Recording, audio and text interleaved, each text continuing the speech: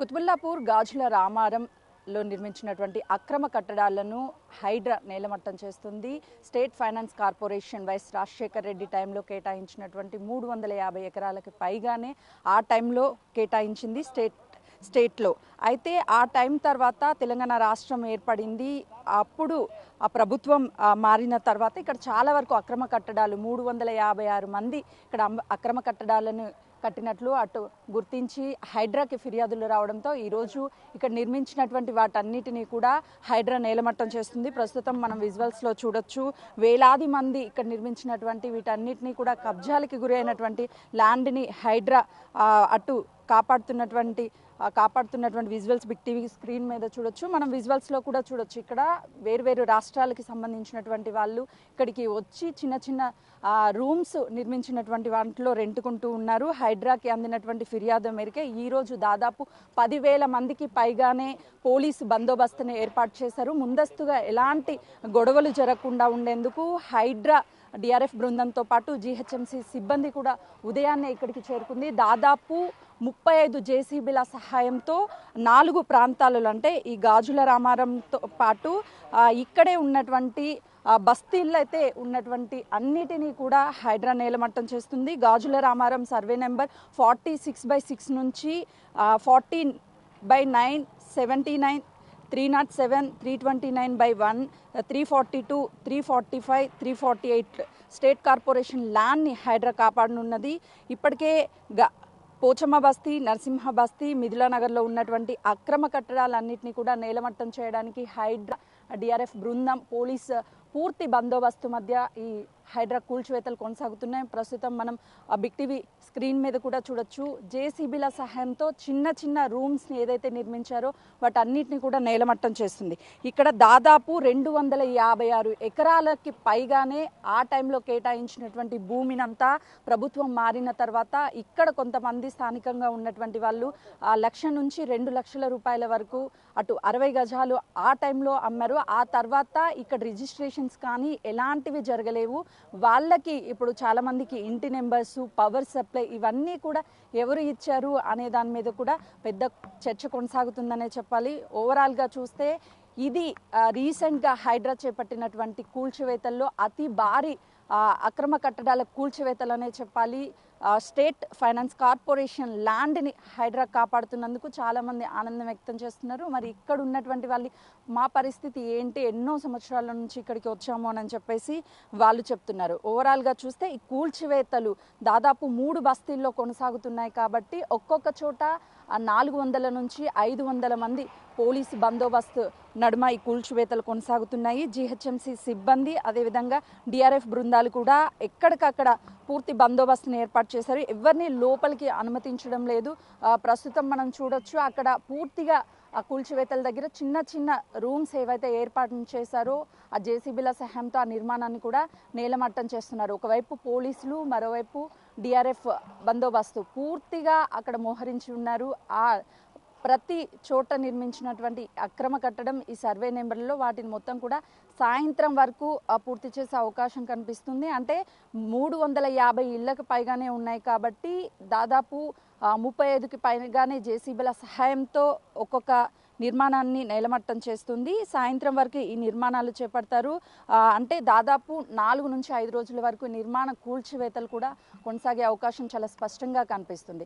కుతుబుల్లాపూర్ నియోజకవర్గం గాజుల రామారంలో ప్రభుత్వ భూమిలో ఉన్నటువంటి అక్రమ కట్టడాలని హైడ్రా ఉదయం నుంచి పూర్తి బందోబస్తు సహాయంతో కూల్చివేతలు చేపట్టింది. ఇక్కడికే స్థానికంగా ఉన్నటువంటి వాళ్ళు ఆవేదన వ్యక్తం చేస్తున్నారు. గత కొన్నేళ్లుగా మేము ఇక్కడ చిన్న నిర్మాణాలు నిర్మించుకొని ఉన్నాము అని చెప్తున్నారు. ప్రస్తుతం మనతో పాటు ఉన్నారు. వాళ్ళు ఎన్ని సంవత్సరాల నుంచి ఉన్నారు, వాళ్ళు నిర్మాణం చేసుకున్నారా లేదు అని అంటే కొనుక్కున్నారా అనేది కూడా అడుగుదాం. ఎన్ని సంవత్సరాల నుంచి? 8 సంవత్సరాలు దాటిపోయింది మేడం.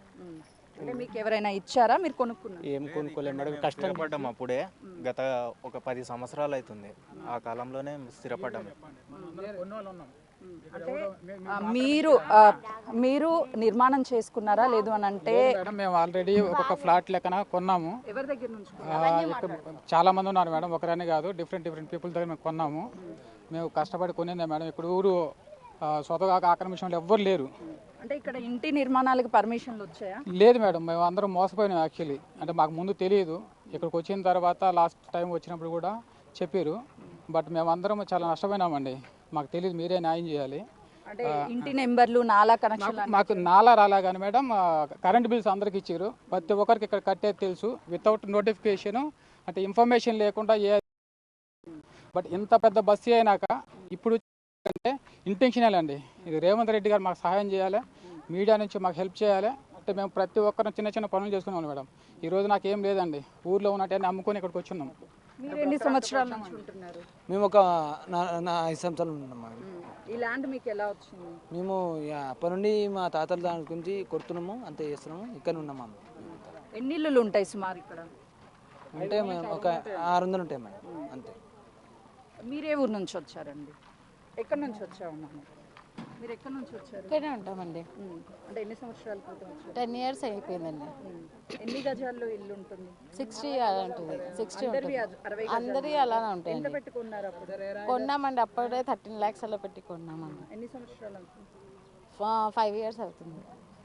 10 సంవత్సరాలు అవుతుంది. 10 సంవత్సరాల నుండి ఇక్కడనే ఉన్నాం. ఎప్పుడైనా చెప్పారా ఎవరైనా ఇది అక్రమ కట్టడము అనుమతులు లేకుండా? లేదు అట్లా ఏం చెప్పలేదమ్మా. మేము కొన్నాము, డబ్బులు పోసి కొన్నాము.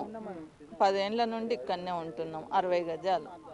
ఏం చేస్తాం, ఇగో ఇట్లా అయిపోతుంది. చెప్పండి అమ్మా, ఇదంతా కూడా అనుమతులు లేని 30 సంవత్సరాల సర్వీస్ మేడం. నేను చెప్తున్నానంటే 30 సంవత్సరాల సర్వీస్. వాళ్ళు మొత్తం చెరువు అండి ఇది. చెరువు అయితే పూడి చేరమ్మ. పూడి చేయ 10,000 20,000కి ఇస్తే అందరూ వచ్చి ఉన్నారు. లక్షలు ఎవరు ఇవ్వలేదండి. నాకు 60 ఏండ్లు వచ్చినాయి. నేను మస్తు కష్టపడ్డాను, ఇవన్నీ ఇడ్లీలు అమ్ముకుని, అది అమ్ముకుని, ఇది అమ్ముకుని. ఇది మొత్తం పూడ్చిందంతా వాళ్ళే పూడ్చారండి. ఇదంతా చెరువు అమ్మ, ఇదంతా ఎవరు కూర్చారు? కోరి రాయ చెరువు అంటున్నారు, కోరి బండలు కొట్టేవారు. ఇదంతా సీసాలు అంతా మిషన్ కూడా అన్నకుంది ఇక్కడ. ఇవంతా రాయి కొట్టేవారు అమ్మ, అంతే పాపులు. డబ్బులు గట్ట ఇచ్చేవారు, 10,000 5,000 ఇస్తుంటే మట్టి పాపు ఇచ్చేవారు, అంతేగాని ఇందులో ఏమీ లేదమ్మా. చేసి ఇదంతా ఈ ఊరు చేసి పెట్టారు. ఆఫీసర్లు వచ్చి ఇది అక్రమ కట్టడం అని చెప్పి ఇక్కడ ఏమి ప్రాబ్లం లేదు, ఎవరితోటి ఏం ప్రాబ్లం లేదని కట్టుకొని ఉన్నాం మేడం. అందరు చేసుకుంటారు కదా అని మేము, మాకు జాగలు లేక. ఇప్పుడు ఆ నిర్మాణాలు కట్టేటప్పుడు ఆఫీసర్స్ ఎవరు రాలేదా? వచ్చిర్రు సార్, వచ్చిర్రు మేడం, వచ్చిర్రు. మాకు లేదు మేడం అంటే అట్నే ఒకటి కూలగొట్టిపోయిర్రు, కట్టుకొని ఉన్నాం ఇక. కానీ ఇంత దౌర్జన్యం చేయలే మరి. అప్పుడే ఇంత గట్టిగా చెప్తే ఇంత ఉండకపోతుంటాం కదా.